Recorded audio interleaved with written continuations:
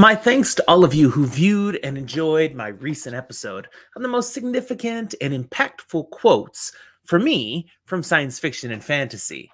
And especially thank you to all of you who made comments on that video. That was terrific. But one person basically said, while my quotes were fine, I was really just churning some tired quotes that everybody likes. All right, I like what everybody likes in this regard. But at the same time, I went, yeah? Well, let's go deeper.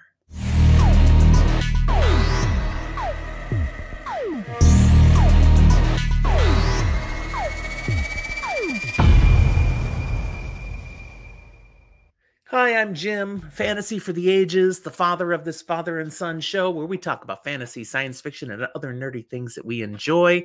Today, I am going deeper with 10 more powerful quotes from science fiction and fantasy. Deeper down in the genre, ones that not as many people will be as familiar with, but I am. And I still find these very impactful. It's a new top 10 list. If you like this list, remember to like the video, and we hope you subscribe to our channel if you haven't yet done so. So what do I have on this list? Will you be familiar with any of them? Is anyone familiar with all of them? Let's find out. I've broken these into 3 categories. So the first chunk is the struggle with life. That's what these have to do with. So this isn't really rated from 10 to 1. It's just 10 powerful quotes. And I've got 3 in this section. The first one, violence is what people do when they run out of good ideas. It's attractive because it's simple. It's direct. It's almost always available as an option. When you can't think of a good rebuttal for your opponent's argument, you can always punch them in the face. That's Pastor Anna's quote from Abaddon's Gate from The Expanse. Fantastic series, great adaptation that you can still watch on Amazon Prime Video. And how true is that? How many times have you been up against someone who's like, yeah, well, and then hits you? Hopefully not since high school, middle school. But there are still bullies out there. There are people who go to violence because they can't figure out anything else to do to counter your idea, to come up with something that brings them out on top. And it's kind of frustrating. Yeah. Sad too. All right. My second one. Steel is power. Money is power. But of all the things in all the worlds, words are power. Break the chains, my love. That's, of course, a quote from Io in Red Rising, Book 1 of the Red Rising saga by Pierce Brown. Foundational event when this gets said, and this is a saying that gets remembered. No spoilers here, but if you know what I'm talking about, you know.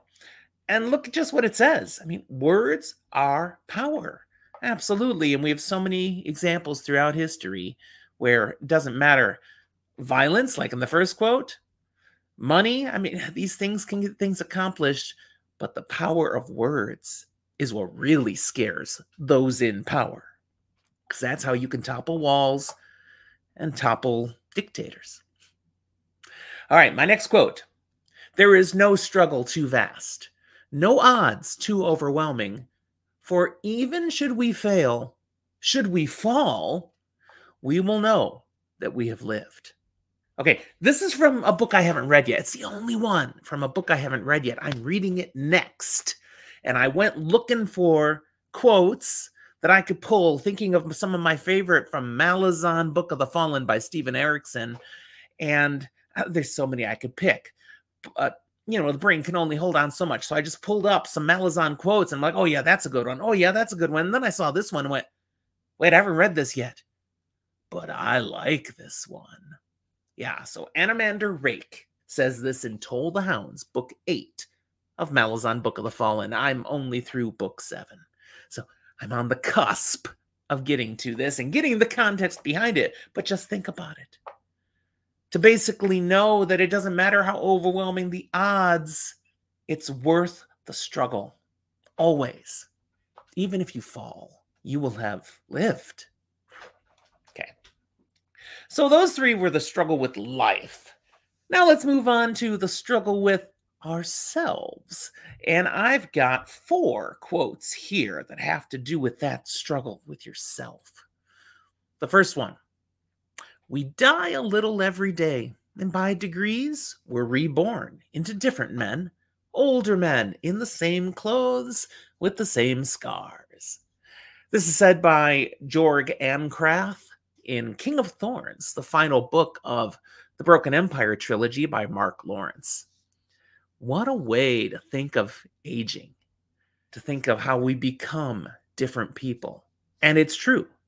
We may share some attributes on the outside, what we wear, our scars, but we change. No one is static. Everybody continues to develop.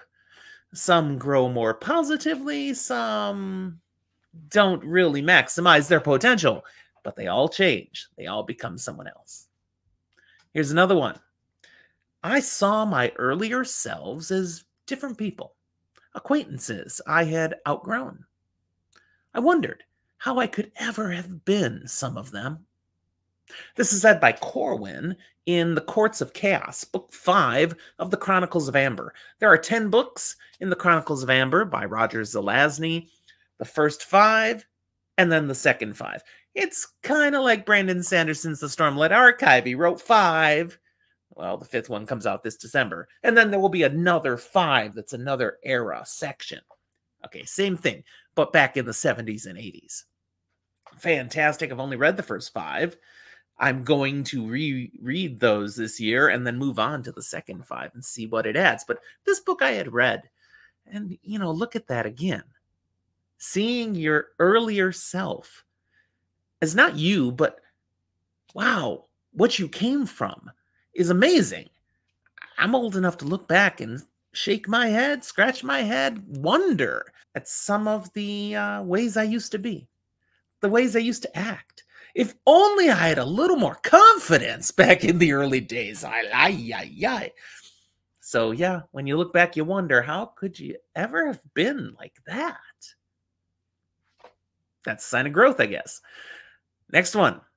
Sand and Glocta, shield to the helpless. Is it ever too late to be a good man? So this is Sand and Glocta, kind of talking out loud as he considers his options in front of him and what he might do for the sake of others, for the sake of the country. In Before They Were Hanged, Book 2 of Joe Abercrombie's First Law trilogy. Fantastic series. There are a bunch more books in First Law that I still have to get to, but I loved that first trilogy. If you haven't read them, hard recommend. Unless you don't like grimdark at all, because there's a lot of triggering opportunities in this trilogy, as there is with any grimdark. Okay, I've got one more in this category, the struggle with ourselves, and this statement says, all of us are flawed. It is our responsibility to find ways around those inherent issues. Mike Talbot says that, the protagonist in Tattered Remnants, Zombie Fallout, Book 9 by Mark Tufo. Come on, I got some zombie apocalypse in there. I'm going deep. Most of you haven't read it. That one you might actually enjoy, the Zombie Fallout series. Mike Talbot has a lot of witticisms. There's so many quotes I could pull out. Most of them are irreverent, and you won't have any context. But this one, yeah. We're all flawed. None of us are perfect. And we owe it to everyone else around us to know ourselves and to compensate. Don't make everybody else suffer for your failings. All right, the last 3 I have here in this top 10 list is the struggle for purpose, for meaning. And here's the first one. It's very difficult convincing the young of anything. They're born knowing so much. This is said by Leto, God Emperor of Dune, in God Emperor of Dune. If you've just seen the Dune movie, you have no context with this yet. But there's so many good books in the Dune saga. Keep going. This is book 4 of the original set of 6 written by Frank Herbert. Leto, man, he's got some deep ways of looking at things and some opinions. But in this one, what is he saying? He's basically annoyed at the arrogance of youth. It's hard to get young people to listen. And is that not true? Ask any teenager. They'll tell you you don't know anything. And we were all that person, looking at the older people in our lives, frustrated that they wouldn't let us do what we knew we should do. They knew better. What do they know? They're so outdated. Yeah, it's hard. And if you hire young employees, you sometimes run into the same problem. They don't want to listen. They're very confident, overconfident. It can be hard to teach the young. The young have great things to add and sometimes feel squashed down, and that's true, and they're pushing back, and it's kind of a natural process. But let's remember, the human brain isn't fully developed until about 25 or 26. So a lot of these young people, they're still not done. They're still cooking. Okay, the second one in this category. There are no wrong turnings, only paths we had not known we were meant to walk. This is said by the character Devon in Tigana by Guy Gavriel Kay. I've read 4 books by Guy Gavriel Kay. 3 of them I didn't like. This one rocks. It's a standalone fantasy novel. If you haven't read Tigana, definitely recommend that. It's a beautifully written book with a great, unique fantasy twist. Good stuff. And it's got a lot of quotable moments. But that one's powerful. Yeah. You didn't take a wrong turn. You just didn't know you were going to go that way. You're supposed to be that way. Destiny is real. All right, my last one. And it's last on purpose. I saved this one. This one's powerful. There's nothing wrong in doubting. It sometimes leads to greater faith.